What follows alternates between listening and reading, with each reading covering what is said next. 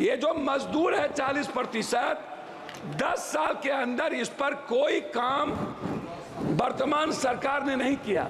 मैं सरकार से जानना चाहूंगा, ये 300 रुपया कब तक आप दोगे? 400 रुपया। मनरेगा की स्थिति को आपने कितना कम बजट दिया है, आप इसको देख लीजिए।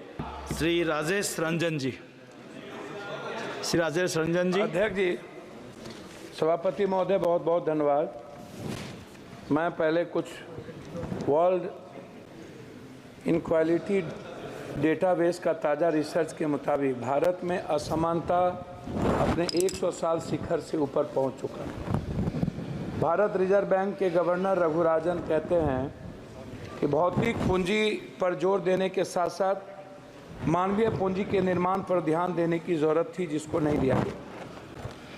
आर्टिफिशियल इंटेलिजेंस की दुनिया का सामना करने के लिए तैयार हो सके, प्रथम फाउंडेशन की प्रकाशित रिपोर्ट 14 से 18 साल की उम्र वाली चौथाई बच्चे साधारण से लिखे हुए वाक भी नहीं पढ़ पाते हैं आज के इस हिंदुस्तान में। कोविड-19 की जगह के बाद स्वास्थ्य और एजुकेशन पर सबसे ज़्यादा यदि किसी को झटका लगा तो वो बच्चों को लगा है। दूसरी सबसे बड़ी बात ये है कि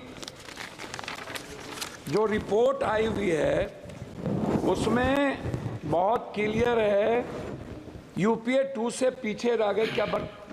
जीडीपी के हिस्से के रूप में लगभग 6% का घाटा, और उसके बाद मेक इन इंडिया में विफल होने के कारण राज्य के नेतृत्व वाले विकास मॉडल के बजाय सार्वजनिक निजी भागीदारी पीपी मॉडल पर जो निर्भर हुआ, नतीजा हुआ कि आज की स्थिति में लगभग शेयरों को भी आप देखिए, आरंभिक सार्वजनिक पेशकश 21,000 करोड़ रुपया थी, उनका जब आप निजी क्षेत्र में बिक्री या मोनेटाइजेशन शामिल करने के अनुमानित आंकड़ा देखिएगा तो 6 लाख करोड़ रुपया था।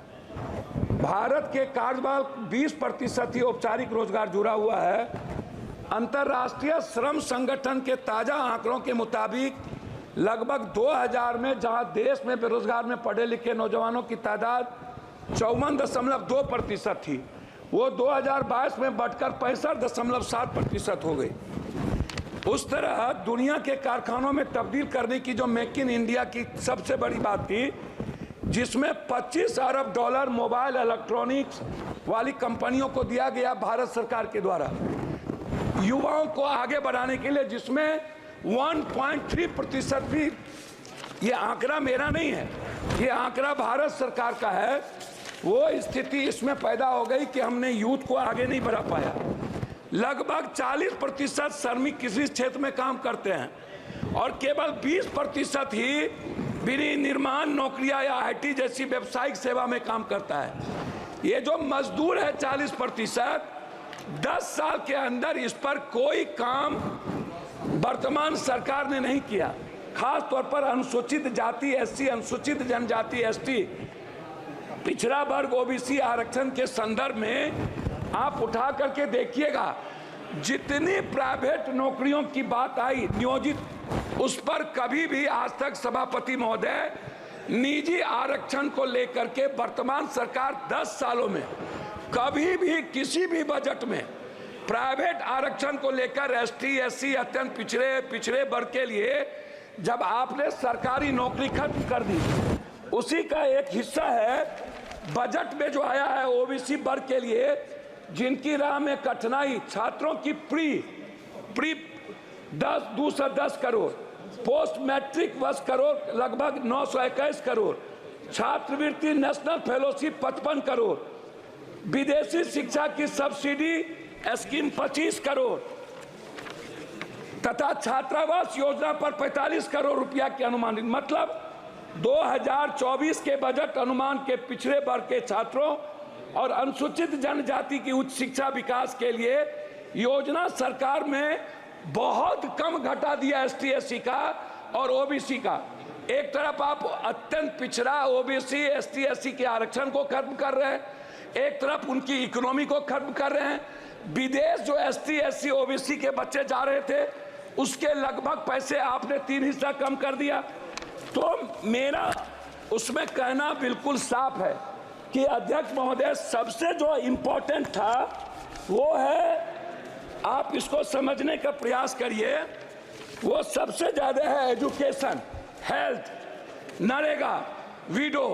मैं सभापति महोदय विडो के बारे में जो 6 पेंशन है, विधवा पेंशन है, वृद्धा पेंशन है, निःशक्त पेंशन है, मैं सरकार से जानना चाहूंगा ये 300 रुपया कब तक आप दोगे? 400 रुपया कब तक? क्या इस पेंशनधारी को 1000 से 2000 रुपया वृद्धा पेंशन को क्या नहीं बढ़ाना चाहिए? दूसरी चीज, नरेगा जिस पर मजदूर निर्भर है, मनरेगा की स्थिति को आपने कितना कम बजट दिया है, आप इसको देख लीजिए। दूसरा चीज जो हेल्थ सेक्टर है, ग्रामीण स्तर पर जैसे कैंसर है, ब्रेन ट्यूमर है, हार्ट है, जो संक्रमण बीमारी है, जो ओबीसी, अत्यंत पिछड़ा, दलित वर्ग आर्थिक रूप से वो नहीं कर पा सकता है, तो क्या आपने ऐसी कोई योजना बजट में कि जो ऐसा, आयुष्मान तो कहीं है फेल्योर है, तो क्या आप कोई ऐसी योजना जिसमें कैंसर, हार्ट, ब्रेन ट्यूमर, इसका इलाज फ्री और दवाई जो लगातार वृद्धि हो रही है, और ग्रामीण स्तर पर किसी भी अस्पताल का जहां डॉक्टर नहीं है, 76 अध्यक्ष महोदय 12 मिनट में 76% लगभग डॉक्टर नहीं है, लगभग टेक्नीशियन और लैब नहीं है, सरकारी अस्पताल कहीं भी दवाई नहीं देता है, गुणवत्ता नहीं है, मेडिकल सिस्टम नहीं है, आप इस पर नहीं कुछ बोले। मेरा सिर्फ आपसे अंत में कहना यह है कि आपने जाति जनगणना, मेरा कहना है कि अध्यक्ष महोदय कि जाति जनगणना के लेकर के आपकी क्या राय है, इस पर आप कभी चर्चा नहीं करते हैं। दूसरी चीज, आरक्षण को लेकर के ओबीसी, अत्यंत पिछड़ा, जो जेएनयू है, जो बड़े बड़े कॉलेजेस हैं, समाप्त कीजिए, समाप्त कीजिए। मैं बात कर रहा हूं अध्यक्ष महोदय, मैं अपनी बात सिर्फ करना चाहूंगा। अब मैं बात करूंगा कोसी, सीमांचल, पूर्णिया की। मेरा रिक्वेस्ट आपसे यह है कि पूर्णिया में IIT और IIM का हब, सीमांचल पूर्णिया में केंद्रीय विश्वविद्यालय, अखिल भारतीय आयुर्वेदिक संस्थान सहरसा में, आप समाप्त कीजिए। मैं समाप्ति कर रहा हूं अपनी बात करके। कोर्ट स्टेशन और पूर्णिया जंक्शन में वाशिंग पीट, लगभग कोसी नदी पर हाई डैम, पूर्णिया बिहार को उप राजधानी, दूसरा उच्च न्यायालय बेंच की अभिलाष कर रहा हूं, मक्का और मखान। मैं आपसे आग्रह करूंगा सौमित्र खान जी, सभापति प्लीज कंक्लूड, प्लीज। मैं बजट के लिए, मैं सभापति महोदय, बजट में फूड प्रोसेसिंग और डेयरी मिल्क, मक्का मखान के लिए मैं इस बजट में चाहूंगा कि बिहार को विशेष पैकेज के रूप में जितने बंद पड़े फैक्ट्री हैं, क्योंकि मजदूर बाहर जाते हैं 2.25 करोड़, इनके लिए कोई इंश्योरेंस नहीं है, किसी मजदूर का। धन्यवाद, प्लीज। धन्यवाद चेयरमैन सर। आज पहले कारगिल जय दिवस है। आज हमारा देश का प्रधानमंत्री जी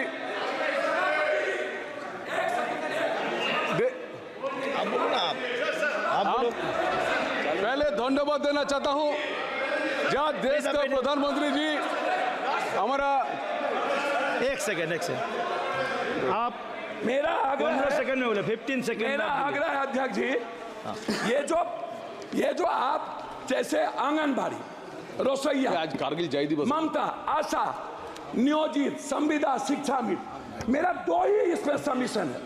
लगातार जैसे अग्निवीर के बारे में ये सवाल उठ रहा है, नियोजित, संविदा, शिक्षा मित्र जो उत्तर प्रदेश में है, इसके खिलाफ ये असमानता है टीचर के प्रति, ये असमानता है एजुकेशन और सम्मानजनक प्रति। Okay, thank you. धन्यवाद सर। आज प्लीज कंक्लूड। कोई चीज आज सौमित्र खान जी प्लीज स्टार्ट। सर धन्यवाद, प्लीज से नमन करता हूँ।